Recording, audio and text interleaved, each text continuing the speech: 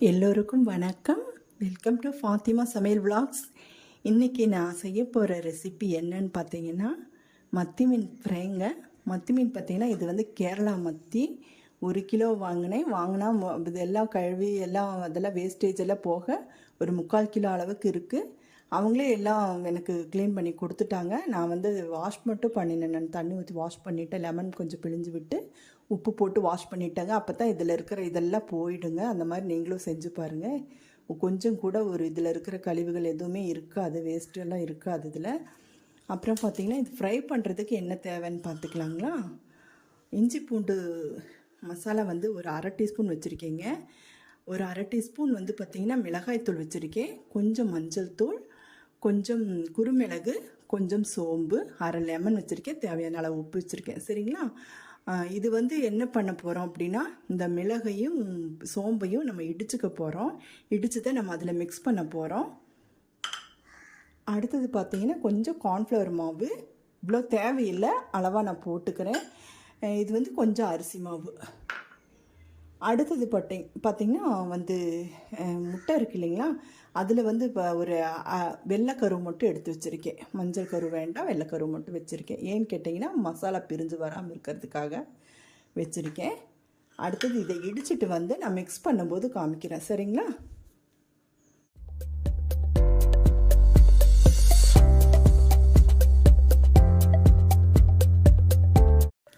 பார்த்திங்கன்னா நான் இடிக்க போகிறேன் நான். ஏன்னா இதில் இடிக்கல்ல நல்லா பவுடர் ஆகாது. இடித்து போட்டால் இது ஒரு நல்ல ஒரு டேஸ்ட்டாக இருக்குங்க.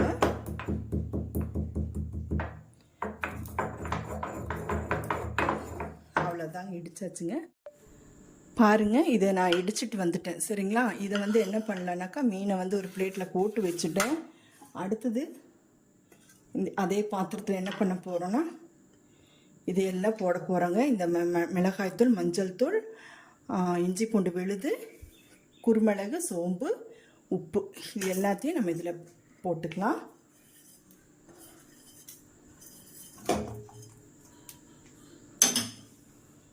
போட்டுட்டு முட்டையும் போட்டுக்கலாம். முட்டையுடைய வெள்ளைக்கரு போட்டுக்கலாம். சரிங்களா. போட்டுக்கலாம். அடுத்தது பார்த்திங்கன்னா கார்ன்ஃப்ளவர் மாவு. சரிங்களா. ஒரு 3/4 கரண்டி அளவு போட்டிருக்கேங்க.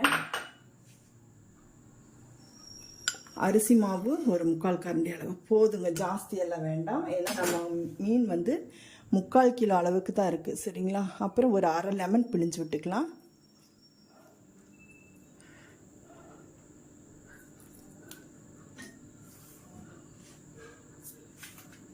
அவ்வளோதாங்க.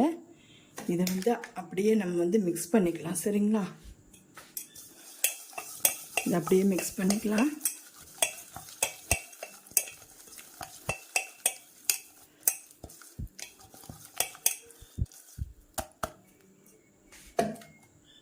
மிக்ஸ் பண்ணிவிட்டு காமிக்கிறேங்க. எதுக்காக கட் பண்ணேனாக்கா கொஞ்சம் தண்ணி எடுக்கிறதுக்காக போயிருந்தேன். தண்ணி கொஞ்சம் ஊற்றிக்கலாம். ஏன்னா கெட்டியாக இருக்குது மசாலா. அப்புறம் மசாலா இதாகாது, அதனால் இப்படி பண்ணிக்கலாம். சரிங்களா. போதுங்க. இதுலேயே பாருங்கள், மசாலா வந்து ஒவ்வொன்றா போட வேண்டியது இல்லைங்க. இது மொத்தமாகவே நம்ம போட்டுக்க போகிறோம்.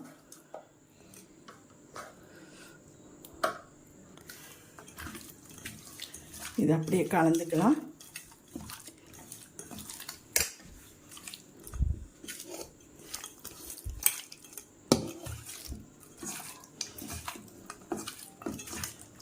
அவ்வளோதாங்க. இது கலந்துட்டு ஒரு 1/2 மணி நேரம் அப்படியே இதை டிஸ்டர்ப் பண்ணாமல் வச்சிடலாம். சரிங்களா. அவ்வளோதாங்க.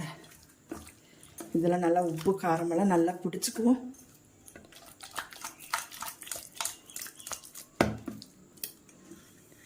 வெயில் இருந்தால் வெயிலில் கொஞ்சம் வைக்கலாங்க. ஆனால் பூனையெல்லாம் விடாது. இப்போ நாங்கள் இருக்கிறது ஹில் ஸ்டேஷன், அதனால வந்து வெயிலெல்லாம் அதிகமாக இங்கே இல்லை. அதனால பார்த்திங்கன்னா இப்போ வந்து ஃப்ரிட்ஜில் கூட வச்சுக்கலாம், இல்லை வெளியிலே வச்சுக்கலாம், ஒன்றும் ப்ராப்ளம் இல்லைங்க. கொஞ்சம் நேரம் இந்த மசாலா பிடிக்கிறதுக்கு வேண்டிதான், உப்பு காரமெல்லாம் பிடிக்கும் இல்லைங்களா, அதுக்கு வேண்டிதான். இது மசாலா ஊறட்டும். இதை வந்து நம்ம ஒரு பிளேட் போட்டு மூடிடலாம். அதே பிளேட்டை மூடிடலாம். இதை அப்படியே வச்சுக்கலாம். அடுத்தது பார்த்திங்கன்னா நான் வந்து ஒரு பருப்பு கடைசியில் சொல்ல போகிறேங்க. பருப்பு எப்படின்னா மஞ்சள் பருப்பு, ஓகேங்களா? கிள்ளி போட்ட சாம்பார்னு சொல்லுவாங்க. நெக்ஸ்ட்டு அதுக்கு தேவையானது என்னென்னு பார்க்கலாம். நான் எடுத்து வச்சுட்டு உங்களுக்கு நான் சொல்கிறேன், சரிங்களா? பாருங்கள், பருப்பு வெந்தாச்சுங்க. பருப்பு இப்படி தான் இருக்கும். நான் மைய வேக வைக்கலை, சரிங்களா? இந்த தண்ணியை வடிச்சிட்டு நம்ம சும்மா கொஞ்சம் மசிச்சுக்க போகிறோம். தண்ணி பார்த்தீங்கன்னா தண்ணி இப்படி வடிச்சுக்கலாம்.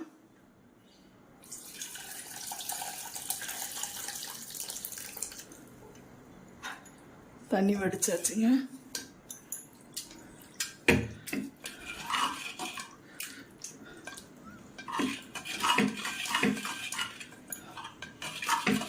நம்ம கொஞ்சம் ரொம்ப ரொம்ப நைஸாக இந்த பருப்பு கடையக்கூடாதுங்க, நல்லா இருக்காது. கொஞ்சம் எதெல்லாம் இருந்தால் தான் நல்லாயிருக்கும். நம்ம கொஞ்சம் கூட உப்பு போட்டுக்கலாம். உப்பு தேவையான உப்பு போட்டுக்கலாம்.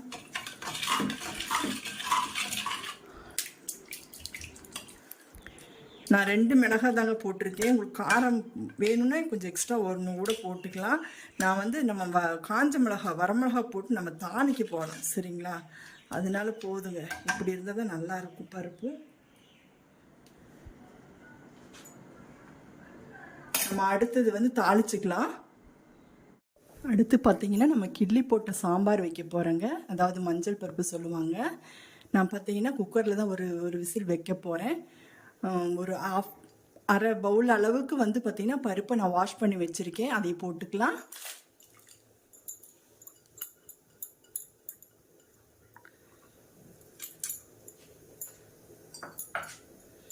அதுக்கு அடுத்தது பார்த்தீங்கன்னா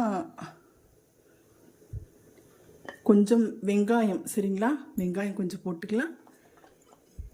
பார்த்தீங்கன்னா இவ்வளோ வெங்காயம் போட்டுக்கலாம். 2 பச்சை மிளகாய்ங்க, இதோடய போட்டுக்கலாம். அடுத்தது 5-6 பல் பூண்டு, இதையும் அதுலேயே போட்டுக்கலாம். ஒரு தக்காளிங்க, பெரிய சைஸ் தக்காளி. இதை நம்ம இதை எடுத்துடலாம், சரிங்களா? இதை எடுத்துட்டு நம்ம கட் பண்ணி போடலாம். இதை பார்த்தீங்கன்னா இது இப்படி எடுத்துக்கலாம், சரிங்களா? இதை எடுத்துட்டு போட்டுக்கலாம்.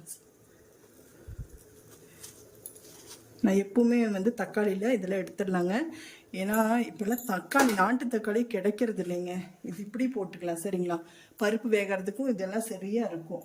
அடுத்தது மஞ்சள் தூள் போட்டுக்கலாங்க. பருப்பு வேகிறதுக்கு கொஞ்சம் மஞ்சள் தூள்.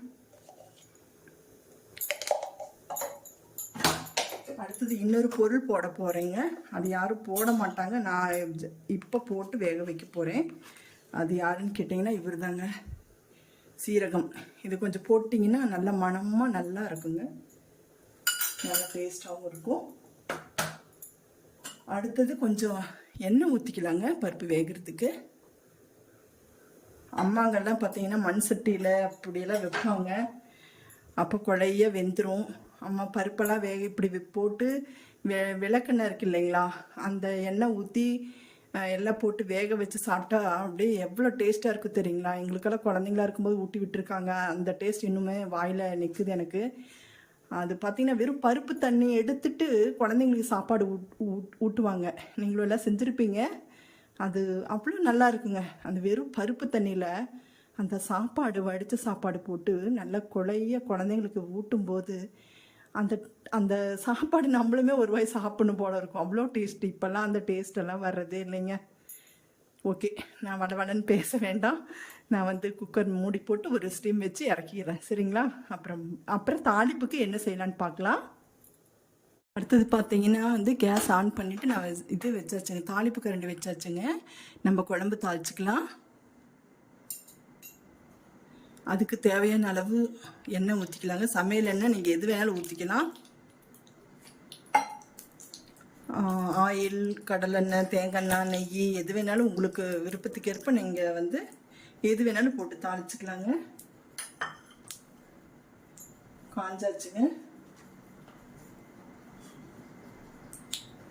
கொஞ்சம் கடுகு போட்டுக்குவோம்.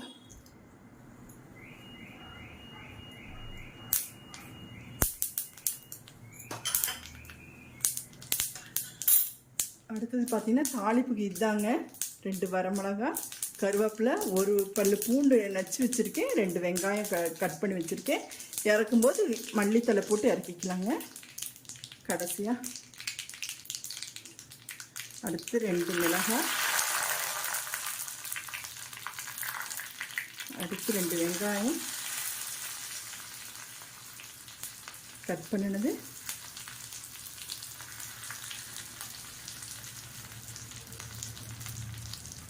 அடுத்தது 2 பல்லு பூண்டு நச்சு வச்சது,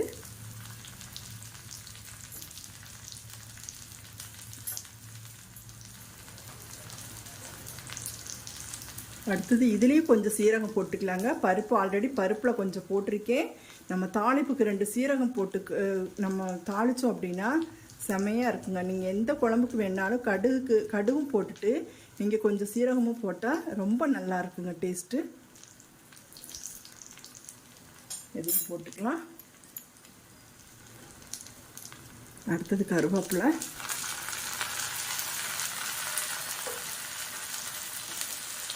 அப்படியே தாளிச்சுப்போம்.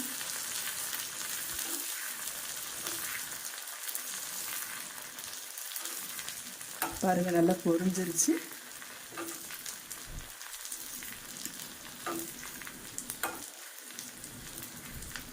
அவ்வளோதாங்க, தாளிப்பு முடிஞ்சது.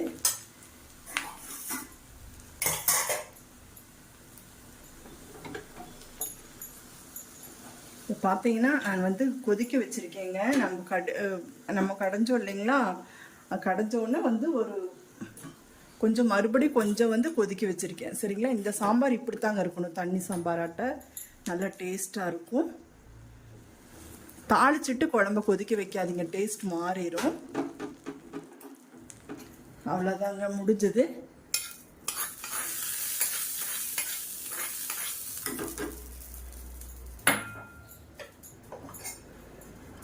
ஃபைனலாக கொஞ்சம் மல்லி இலை, அவ்வளோதான்.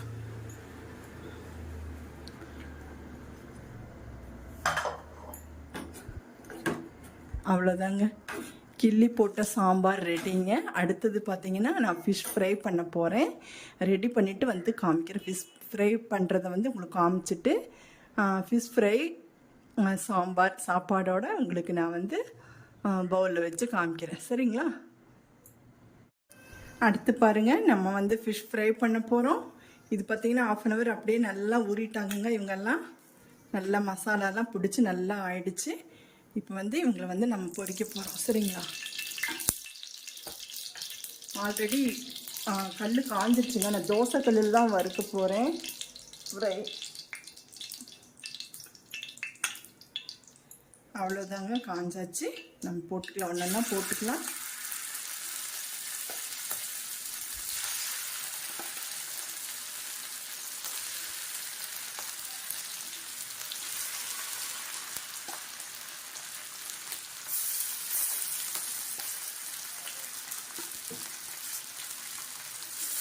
மத்தி மீன் செம்ம டேஸ்ட்டாக இருக்குங்க.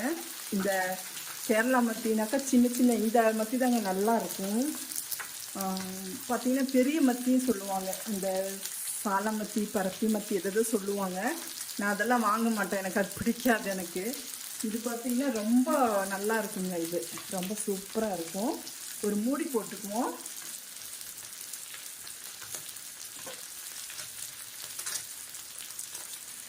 நம்ம இப்படி ஒரு மூடி போட்டுட்டு நம்ம ஃப்ரை பண்ணும்போது மேலே இருக்கிறது பார்த்திங்கன்னா மேலே இருக்கிற இது வந்து சீக்கிரமாக வெந்துடும். சரிங்களா, நம்ம திருப்பி போடும்போது குயிக்காக நம்ம எடுத்துக்கலாம். சரிங்களா, வெந்தோடனே அதை காமிக்கிறேங்க. அடுத்து பாருங்கள், ஒரு சைடு வெந்துருச்சுங்க. அடுத்தது பாருங்கள், இன்னொரு சைடு திருப்பி போட்டுக்க போகிறோம்.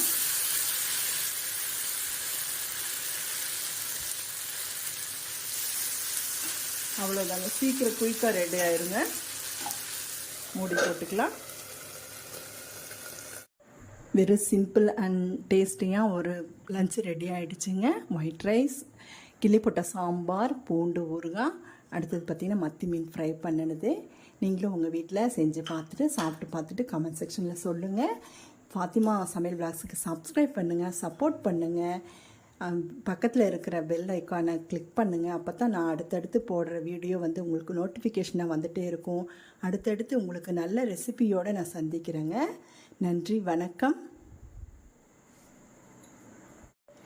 வெரி சிம்பிள் அண்ட் டேஸ்டியாக ஒரு லஞ்ச் ரெடி ஆகிடுச்சுங்க. ஒயிட் ரைஸ், கிள்ளி போட்ட சாம்பார், ஊறுகாய், பூண்டு ஊறுகாங்க இது.